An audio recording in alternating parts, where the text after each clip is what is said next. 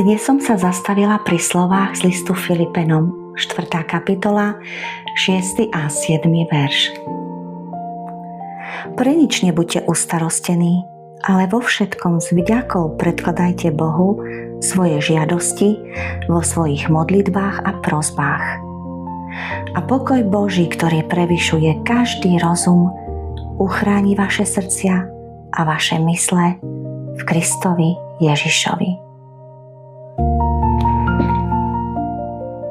A uvedomujem si, že starosti sú často prvé, po čom siahnem. Že ich nosím v hlave, premýšľam nad nimi a snažím sa ich vyriešiť sama.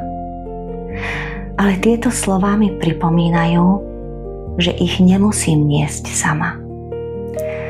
A že ja svoj pokoj nachádzam v Bohu, keď mu to všetko jednoducho odovzdám. Aj to, čo neviem vyriešiť. Aj to, čo mu nerozumiem. A práve vtedy prichádza pokoj, ktorý si neviem vysvetliť. Ale viem, že je skutočný.